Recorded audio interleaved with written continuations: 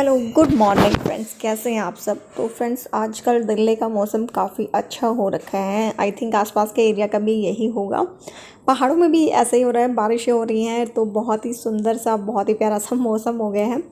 सितंबर आ चुका है, लेकिन दिखा रहे हैं कि अभी मानसून इस वीक और रहेगा, मतलब 10 डेज़ तक, 10 सितंबर तक बारिश है दिल्ली में। तो देखते हैं कितनी रहती है। हाँ, मौसम आज बहुत अच्छा था, रात को बारिश हो रही है, 2-3 दिन हो गए। दिन में भी बारिश हो जाती है और रात को भी, तो काफ़ी अच्छा मौसम हो गया है। तो गुड मॉर्निंग फ्रेंड्स, उम्मीद करती हूँ कि आप भी इस मौसम को जो है एंजॉय कर रहे होंगे। तो चलिए, आज की जो मॉर्निंग है सिंपल सी, एक इंडियन मॉम की मॉर्निंग कैसी होती है, जैसी आप लोगों की होती है वैसे ही वो मैं आज आप लोगों के साथ शेयर कर रही हूँ। बहुत ही सिंपल सी है। विनोद ऑफिस जा चुके हैं, घर पर बच्चे और मैं हूँ। तो सबसे पहले मैं आप लोगों को दिखा रही हूँ, मैंने स्प्राउट्स बनाए थे और एक दिन में स्प्राउट्स रेडी हो जाते हैं। वो मैंने किसी पिछली वीडियो में भी शेयर किया था। तो ये स्प्राउट्स मेरे बन चुके हैं और आप देख सकते हैं कितने अच्छे से बने हैं ये। और इनको मैं स्टोर करके रख दूँगी, तो ये आराम से 1 वीक तक आप इसको फ्रिज के अंदर रख के चला सकते हैं।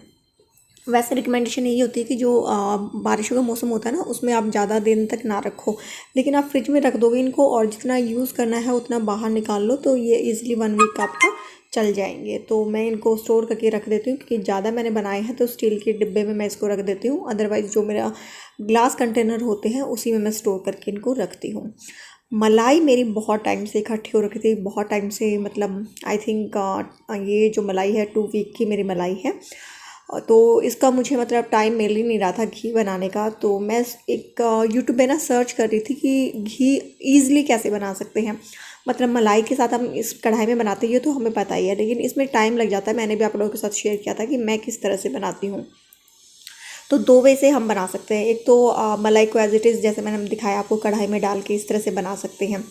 और दूसरा एक है कि इस मलाई से आप मक्खन निकाल लो मिक्सी में, या फिर हाथ से फेंट के 10-15 मिनट बोलते हैं कि उसमें लगता है, उसको मक्खन निकाल लो और फिर उसका घी बनाओ। बट ये काफ़ी लंबा प्रोसीजर है, तो मैंने एक बहुत ही ईजी प्रोसीजर देखा था, वो मैं आप लोगों के साथ शेयर करूँगी। तो उससे पहले मलाई जब तक मेरी साइड बाय साइड होती है, मैं जो दूध है आज का, उसको एक्चुअली ये कल का दूध है, आज मैंने दूध नहीं मंगवाया क्योंकि रखा हुआ था। तो इस पे जो मलाई आई है ना, उसको मैं निकाल के रख दूँगी और दूध को जो मेरी दूसरी बर्तन है उसमें ट्रांसफ़र करके रख दूँगी। इससे फ्रिज में ना कम जगह लेता है। तो आप लोगों ने पूछा था कितना दूध यूज़ करती हूँ, तो आई थिंक मैं बता चुकी हूँ, लेकिन अब दिखा रही तो फिर से बता देती हूँ। मैं 2.5 kg जो काऊ मिल्क लेती हूँ और 1/2 लीटर मैं लेती हूँ बफेलो मिल्क। जो कि बफेलो मिल्क है, जो वो सिर्फ मैं जो चाय बनाते हैं ना उसके लिए यूज़ करती हूँ, क्योंकि काऊ मिल्क थोड़ा पतला होता है तो उससे चाय में वो टेस्ट नहीं आता है।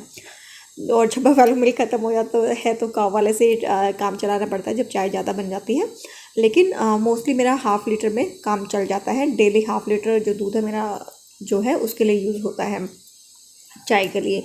और ये दही मैंने जमा दी थी, तो ये देखिए बहुत अच्छे से दही जम जाती है। और ये काऊ मिल्क की ही मैं दही बनाती हूँ, तो ये सही रहती है। ऐसा कुछ नहीं कि मतलब अच्छी नहीं जमती है या पतली है या ऐसा कुछ है, बहुत अच्छे से ही जम जाती है। तो रात को जमा दी थी, अब इसको भी फ्रिज में लगा दूँगी, जब तक दोपहर को खाने का टाइम होगा तो ये ठंडी हो जाएगी। तो साइड बाय साइड जो मेरी मलाई है वो चल रही है। और ब्रेकफास्ट में आज बनाऊँगी सैंडविच, तो पनीर वेजिटेबल सैंडविच बनाऊँगी। कोई भी ऐसी, मतलब कोई ऐसी रेसिपी नहीं है, बहुत ही सिंपल सा है, जस्ट बना रही हूँ तो आप लोगों के साथ शेयर कर रही हूँ। क्योंकि जो बच्चों को भी ना, मतलब नीरा को भी है कि मेरे को प्रोटीन चाहिए, तो यहाँ पे जितने भी जो मेरे जैसे कुकम्बर था, कैप्सिकम वगैरह है, वो मैंने कट करके रखी हुई है।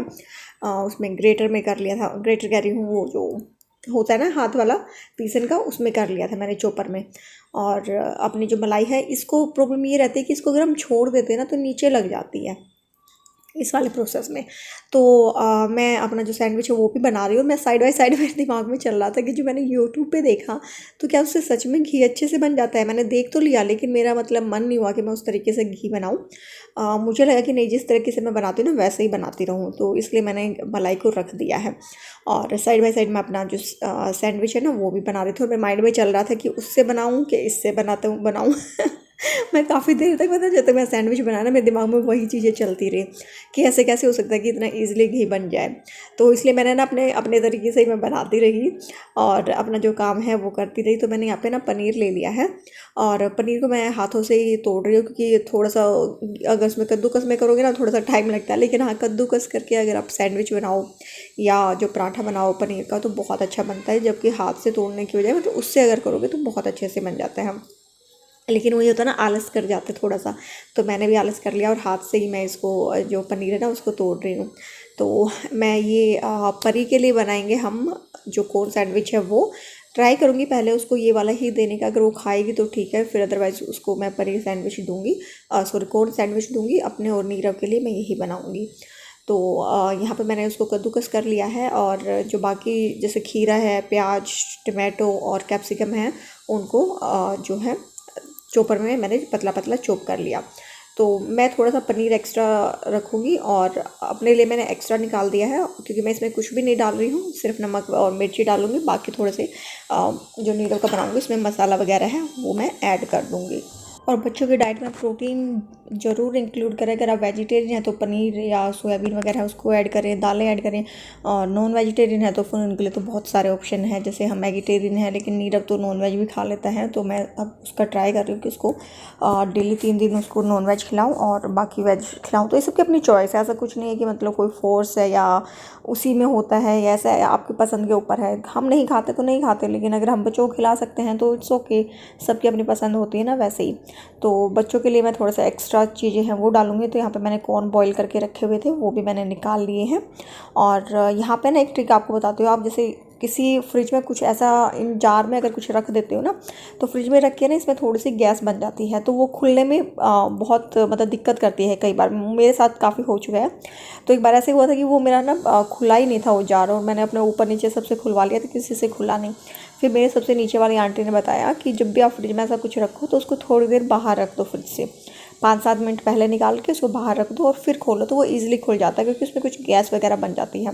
और ये ट्रिक बहुत ही अच्छे से वर्क किया मेरे लिए। उसके बाद मुझे कोई प्रॉब्लम नहीं हुई। मैं जब भी कुछ यूज़ करना होता है तो उसको थोड़ी देर पहले बाहर निकाल के रख देती हूँ और फिर वो ईजिली ओपन हो जाता है। अदरवाइज़ मुझे मतलब बहुत दिक्कत होती थी उसको ओपन करने में और फिर करवाना पड़ता था मुझे। लेकिन अगर आपके साथ भी ऐसा कुछ होता है तो आप जो है इस ट्रिक को अपना सकते हैं, मतलब यूज़ करके देख सकते हैं। मेरे लिए तो सक्सेसफुल थे। तो ये जो है पिज़्ज़ा सीजनिंग है थोड़ी सी वो डाल रही हूँ मैं इसके अंदर, और थोड़ा सा चाट मसाला और जीरा पाउडर डाला है, नमक और जो है लाल मिर्ची। बस मैंने अपने इस जो सैंडविच है उसमें यही डाला है फिलिंग के अंदर। और जो बच्चों का है उसके अंदर मैंने उनके लिए कॉर्न भी डाल दिया है। और ये सारी चीज़ें डाल के एक्स्ट्रा मैंने उसमें थोड़ी सी जो है मैं उसके अंदर मेयोनी डालूँगी और थोड़ा सा उसके अंदर चीज़ डालूँगी। तो चीज़ भी और मेयो है ये बच्चों को आप खिलाएं, अनहेल्दी नहीं होता है। कि मुझे भी पहले यही था माइंड में कि अनहेल्दी होता है, बट अनहेल्दी नहीं है। इनके अंदर ऑयल यूज़ होता है जो कि बच्चों के लिए काफ़ी सही रहता है, क्योंकि बच्चे जो है ना बहुत मतलब जैसे एक्टिव रहते हैं, एक्सरसाइज वगैरह करते हैं, मतलब वो सारा दिन भर तो एक्टिव रहते हैं, तो वो जो है उसका उनका यूज़ हो जाता है। तो उनको ये चीज़ें ज़रूर खिलानी चाहिए। एंड ये मैं अपने पास से नहीं बता रही हूँ कि मैं अपने आप से बता रही हूँ, ये मुझे डॉक्टर ने ही बोला था। तो वही चीज़ें मैं आप लोगों के साथ जो है डिस्कस करती हूँ, जो कि मैं खुद अपने बच्चों को खिलाती हूँ। और एक रिलायबल सोर्स से जब मुझे पता चलती है वो चीज़ें तो ही मैं आप लोगों के साथ डिस्कस करती हूँ। तो आप ये बच्चों को दे सकते हैं, ऐसा इनमें मतलब कोई भी हार्मफुल ऐसी कोई चीज़ नहीं होती कि जो आप बच्चों को नहीं देना चाहिए। तो आप ये सब बच्चों को दीजिए, वो हेल्दी होता है। और एक और चीज़ मुझे पता चली कि जैसे हमें जो रिक्वायरमेंट होती है, जैसे मेरी जो डेली इनटेक जो कैलोरी है वो होनी चाहिए मतलब 1100-1200 की, बस इतनी ही। लेकिन बच्चों को रिक्वायरमेंट होती है 1700-1800 की। यार मतलब मैं हैरान रह गई, सोच सुन के पड़ गई कि मतलब बच्चों को इतनी ज़्यादा कैलोरी की रिक्वायरमेंट है।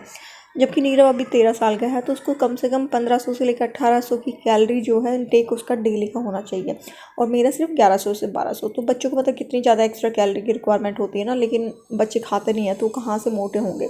हाँ नीरव पतला है लेकिन वो फिट है, फिट एंड एक्टिव है, लेकिन अभी उसकी ग्रोइंग स्टेज है तो उसको और खाने की रिक्वायरमेंट है। तो मैं ट्राई कर रही हूँ, और जो भी चीज़ें सक्सेसफुल रहेंगी वो ज़रूर इन फ्यूचर आप लोगों के साथ वीडियो में शेयर करूँगी। तो अभी मैंने कुछ एक उसके डाइट में चेंजेस किए हैं जो कि कमिंग वीक्स में मैं आप लोगों के साथ शेयर करूँगी। मोटा होने का मतलब ये नहीं है खाने का मतलब कि बच्चा मोटा ही होगा। हेल्दी होना चाहिए, एक्टिव होना चाहिए, वो सारी चीज़ें हैं, लेकिन उसका वेट भी बढ़ना चाहिए। तो नीरव का वेट काफ़ी कम है उसके एज के अकॉर्डिंग, तो बाकी उसको कोई प्रॉब्लम नहीं है, कोई बीमारी नहीं है, कुछ नहीं है, लेकिन वो खाता बहुत कम है, तो उसी चीज़ को मैं बढ़ा रही हूँ। और अगर मेरे लिए सक्सेसफुल रहा तो ज़रूर आप लोगों के साथ में मैं शेयर करूँगी, क्योंकि मम्मीज़ की बहुत प्रॉब्लम होती है। तो ये चीज़ को मैंने ग्रेट कर लिया और अब इसी को है ना हम इसी फॉइल में इसको रैप करके और एक एयर टाइट कंटेनर में रख देंगे। तो इससे ना जो हमारा जो चीज़ है वो कभी ख़राब नहीं होगा। चीज़ का एक्चुअली क्या होता है कि अगर आप उसको इस फॉइल पेपर से निकाल के और ऐसे ही रख दोगे ना तो ख़राब होना शुरू हो जाता है, लेकिन इसी फॉइल पेपर में एयर टाइट कंटेनर में रख दो फ्रिज के अंदर मिनिमम टेम्परेचर पर, तो वो सही रहता है, आपका काफ़ी टाइम चल जाएगा। तो बस बच्चों के लिए मैंने मेयोनी डाल दी, चीज़ डाल दिया और कॉर्न डाल के इनका मैंने जो फीलिंग है वो बना ली है और ये मैं फिल करके उनको दे दूँगी। तो 2 जो सैंडविच है वो मैं नीरव के लिए भी बनाऊँगी। तो ये जो मेरी फीलिंग है वो हो गई रेडी। बहुत ही मतलब ऐसा कुछ था नहीं इसके अंदर, सब बहुत ही ईजी है। जस्ट आप लोगों के साथ कुछ एक जो चीज़ें हैं मैंने डाइट में, जैसे अभी आप लोगों के साथ 2-3 चीज़ें शेयर की है, वो आप लोगों के साथ शेयर करना था। तो इसीलिए मैं सोचा चलिए ब्रेकफास्ट के टाइम पे ही आप लोगों के साथ शेयर कर लेती हूँ, हो सकता है आपके लिए हेल्पफुल हो। और अगर आपके बच्चे भी फर्स्ट ईटर है तो प्लीज़ मेरे साथ कुछ ट्रिक शेयर कीजिए जो आपने अपनाई हो और वो सक्सेसफुल रही हो आप लोगों के लिए। बाकी आफ्टर 1 वीक और 10 डेज़ मैं आप लोगों के साथ ज़रूर जो चीज़ें हैं वो शेयर करूँगी, क्योंकि यही सबसे बड़ी प्रॉब्लम रहती है मम्मी हमारे मतलब पेरेंट्स की। जो पनीर बच गया है उसको पानी में इस तरह से डिप करके और एक कंटेनर में बंद करके फ्रिज में रख देंगे, तो इससे भी जो पनीर है वो आपका चल जाएगा। हर ऑल्टरनेट डेज़ पे आप पानी को चेंज कर दो और एक बार पनीर ओपन कर लिया तो आप इसको 2-3 दिन में यूज़ कर लो।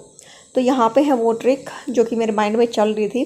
तो उन्होंने बताया था कि जब आप घी निकालते हो तो मलाई जब आपकी पिघल जाए, बिल्कुल अच्छे से मेल्ट हो जाए, तो उसके बाद उसमें आप 2 चम्मच आटा डाल दो, सिंपल आटा जो हम यूज़ करते हैं। उससे आपका घी बहुत जल्दी बन जाएगा और 10 मिनट में आपका घी बन के रेडी हो जाएगा। और भाई साहब मेरे को ना बिल्कुल बिलीव नहीं था कि ऐसा है, लेकिन आप देख सकते हो ऑन कैमरा जैसे ही मैंने घी डाला, जैसे मैंने आटा डाला वो घी बनना शुरू हो गया। आपको दिख रहा है ना कैमरे पे कितना जल्दी, मतलब यार साथ के साथ आ गया। मैंने कोई फास्ट फॉरवर्ड नहीं कर रखा है, कुछ नहीं, सिम फ्लेम पे है मेरा। और जस्ट मैंने आटा डाल के और मतलब बस इसको हिलाया है और ये देखिए घी आ गया। सही में मतलब वो ट्रिक बिल्कुल परफेक्ट थी और मुझे याद नहीं है कि मैंने कौन से वो चैनल से वो देखी थी। अगर मुझे मिल गया तो उसका लिंक दे दूँगी बस। लेकिन उन्होंने यही बताया था कि मतलब आप जब मलाई आपकी पिघल जाए हो जाए तो उसमें 2 चम्मच आप आटा डाल दो और आपका घी बन के रेडी। तो वो आप देख ही सकते हो। तो बहुत यूज़फुल चीज़ें मिल जाती है यूट्यूब पे। मैं इतनी देर से सोच रही थी करूँ ना करूँ, फिर मुझे लगा यार झंझट, एक बार करके ही देख लेती हूँ क्या होगा, ज़्यादा से ज़्यादा ख़राब ही होगा ना, पर करके तो देखूँ। और ये सच में बन गया मुझे मतलब बिलीव नहीं हुआ था। तो अगर आप भी घी बनाने से परेशान रहते हैं, मलाई रखते हैं और फिर झंझट लगता है आपको घी बनाना, तो आप ये ट्रिक जो है बिल्कुल आजमा सकते हैं। इससे बहुत ही मतलब जल्दी विदिन 10 मिनट्स आपका जो घी है वो बन के रेडी हो जाएगा। तो मैंने इस ट्रिक को आजमाया है, आप भी आजमा के देखिएगा। और कौन ऐसे बनाता है वो भी ज़रूर शेयर करना, क्योंकि मैं जिस वे से बनाती थी ना मेरे को बड़ा झंझट वाला काम लगता था। लेकिन अब तो मैं इसी से बनाया करूँगी और इसमें कोई भी स्मेल नहीं हुई या कुछ मतलब ऐसा हो कि भाई नहीं ओरिजिनल नहीं है या ऐसा कुछ नहीं है। बिल्कुल जैसा घी बनता है ये बिल्कुल वैसा ही जो घी है वो बना है और ये देखिए कितना अच्छे से आ गया। बस हाँ, यहाँ पे एक प्रॉब्लम मेरे को ये लगती है कि जब मेरी मलाई ज़्यादा हो जाती है ना तो उससे घी कम निकलता है। अगर मैं वीकली निकालूँ 4-5 दिन की मलाई से घी निकालूँ ना तो वो ज़्यादा निकलता है, रेदर देन कि मैं बहुत सारी इकट्ठा करके उसको जब निकालती हूँ तो वो कम निकलता है। डोंट नो कि इसके पीछे क्या मतलब फैक्ट है, क्या चीज़ें हैं, मुझे नहीं पता। बस हाँ, मुझे इतना पता है कि मतलब अगर मैं जैसे अब ये बहुत सारा मलाई थी तो इससे घी कम निकला, लेकिन अगर इसको मैं 2 जगह पे करके करती ना तो घी ज़्यादा निकलता। मुझे नहीं पता क्या है ये, आप बताना मुझे कि ऐसा क्यों होता है। तो चलिए, जो घी है वो बन के रेडी हो गया है और मैंने ट्रिक आप लोगों के साथ शेयर कर ली है 10 मिनट में घी बनाने की। तो ज़रूर बना के शेयर कीजिएगा और थैंक्स करती हूँ मैं उनको। ट्राई करूँगी उनका चैनल ढूंढने की मैं, मिल गया तो मुझे बहुत ही अच्छी ट्रिक उन्होंने बताई थी। तो ये सब मैंने यूट्यूब से ही देखा है, मेरी कोई अपनी इसमें इन्वेंशन नहीं है, मैंने बता दिया आप लोगों को। और जो सैंडविच है बस अब मैंने फिल कर दिया है और अपना जो पहले मैं अपना सैंडविच बना लूँगी क्योंकि बच्चे अभी उठे नहीं हैं। वो अगर उठ गए साथ के साथ तो फिर उनका भी बना के मैं रेडी कर दूँगी। और साइड बाय साइड अपनी फेवरेट चाय के मतलब सैंडविच चाय के बिना कैसे कंप्लीट होगा। तो चाय बना रही हूँ और मेरा जो मसाला चाय है ना वो ख़त्म हो गई, ऑर्डर कर रही हूँ। और आप भी प्लीज़ ज़रूर इस चाय को ऑर्डर कीजिएगा, मैं लिंक नीचे डिस्क्रिप्शन में दे दूँगी। तो यहाँ पे चाय और मेरा सैंडविच बन के रेडी हो गया है, घी भी मेरा बन के रेडी हो गया। तो ये थी मेरी सिंपल सी मॉर्निंग ब्रेकफास्ट रूटीन। कुछ काम जो पेंडिंग होते हैं वो करते हैं। खाना बनाया, खाया पिया, बर्तन धोए, झाड़ू पोछा किया और मॉर्निंग ख़त्म। सबका ऐसे ही होता है ना। तो ये देखिए घी निकल गया और ये है मेरा जो बाकी बचा है। चाहो तो आप इससे मिठाई भी बना सकते हो। तो उम्मीद करती हूँ कि आज की छोटी छोटी टिप्स जो मैंने आप लोगों के साथ शेयर की है वो आप लोगों को पसंद आई होगी। वीडियो पसंद आई है तो इसे लाइक कर दीजिएगा। नेक्स्ट वीडियो में मिलूंगी, तब तक के लिए बाय बाय। सेफ रहिए, मुस्कुराते रहिए, बाय।